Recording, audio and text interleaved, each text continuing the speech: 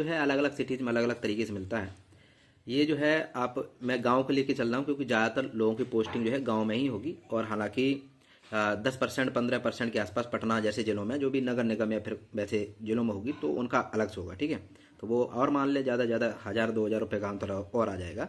मैं ज़्यादातर उस बेस पे बना रहा हूँ कि आपकी सैलरी एक तरीके से मान लें आपकी ज्वाइनिंग गाँव में होगी तो HRA आपको 5% मिलता है, तो 25 का 5% लगभग 1250 ये हो जाएगा।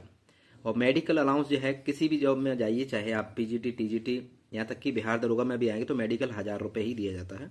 तो ये हो गया। तो इस हिसाब से इन सबको जोड़ने के बाद आपको जो टोटल ग्रॉस सैलरी बनती है वो दोस्तों बनती है 40,500 रुपये। 40,500 रुपये। अब हम लोग देखते हैं कुछ कटौतियाँ भी होती हैं। आपका कितना कंट्रीब्यूट होता है NPS में, और क्या NPS कंपलसरी है, कटवाना ही पड़ेगा? जी हाँ दोस्तों, NPS कटवाना ही पड़ता है, एक तरीके से कंपल्सन है ये। तो चलिए, NPS में कंट्रीब्यूशन दोस्तों आपके जो भी बेसिक पे और DA होता है उनको जोड़ के 10% लिया जाता है। तो देखिए आपका जो बेसिक पे हो गया 25,000 और DA हो गया हमारा कितना 13,250। तो ये चीज़ हो गई, ठीक। तो याद रखेंगे। अच्छा, उसके बाद इन दोनों को जोड़ देते हैं तो इतना बना जाके लगभग 38,250 बनेगा। इसका 10% निकालेंगे तो 3825 रुपये यहाँ से निकल आएगा। यानी कि इतना आपका कंट्रीब्यूट किस में होगा, आपकी सैलरी से कटौती होगी। और 30 रुपये और ये करती है GIS करके, यानी कुछ गवर्नमेंट इंश्योरेंस स्कीम वगैरह कुछ होती है। तो यानी कि 30 रुपये और ये कट जाता है। टोटल मिला के अब हम लोग देखते हैं कि आपके बैंक अकाउंट में कितना आता है। तो थोड़ी सी देख लेते हैं। देखिए, बैंक अकाउंट आपके आने वाली सैलरी कितनी होती है, ग्रॉस सैलरी में से अगर हम लोग NPS में कंट्रीब्यूट हुआ है यानी कि ये वाला, और GIS यानी कि ये वाला, इन दोनों को जोड़ के घटा देते हैं तो कितना आएगा 40,500 में से हम लोग 38,250 जैसे ही घटाएंगे तो आपके ये माइनस करने के बाद टोटल जो आपके बैंक में जो हर महीने सैलरी आया करेगी वो होगी ये 36,645 रुपये। 36,645 रुपये ये आपको सैलरी हर महीने मिला करेगी। अब बात करते हैं, सरकार भी आपके लिए कुछ कंट्रीब्यूट करती है आपके NPS अकाउंट में, है ना। जैसे कि आपका ये 10% करता है, सरकार देती है बेसिक पे और DA का 14%, यानी आपसे 4% ज़्यादा। तो उनको जोड़ लेते हैं। देखिए कितना NPS कंट्रीब्यूट करेगी, जो भी अभी मैंने बताया था 38,250 हुआ था, यहाँ पे 38,250 का 14% देगी।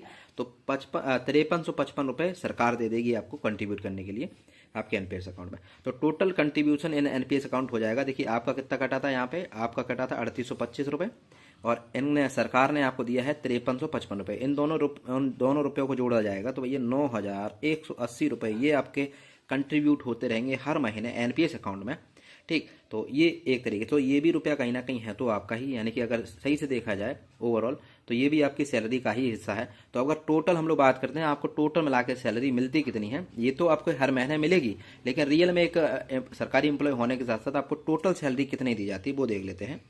तो टोटल मिलने वाली सैलरी जो कि मतलब ऐसे मान लीजिए आज नहीं तो कल, कल नहीं तो परसों मिलेगा, तो आपको ही जो 36,645 रुपये जो कि आपके अकाउंट में आएगा, और 9,180 रुपये इन दोनों को जोड़ देते हैं तो 45,825 रुपये ये टोटल आपकी सैलरी बनती है जाके।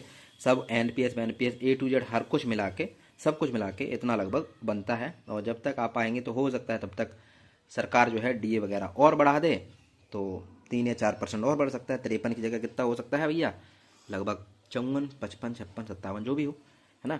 तो उसके हिसाब से और थोड़ी सी बढ़ जाएगी। तो ये थी आपकी सैलरी। आई होप आपको समझ में आ चुका होगा। दोबारा से एक बार देख लीजिए पूरा एक बार। और इसकी PDF जो है दोस्तों मैं अपने टेलीग्राम चैनल पे डाल दूंगा, जिसको आप थोड़ा सा देख सकते हैं बढ़िया से। और इसी वीडियो के डिस्क्रिप्शन में टेलीग्राम चैनल की लिंक है, तो वहाँ से जाके ज्वाइन कर लीजिए। बाकी यदि अच्छा लगा हो तो प्लीज़ ये कर दीजिएगा, अगर लगे अच्छा तो ठीक है, नहीं लगे तो कोई बात नहीं, सब्सक्राइब कर दीजिएगा, स्पेलिंग गलत होगी, और एक लाइक कर दिएगा। Thank you so much.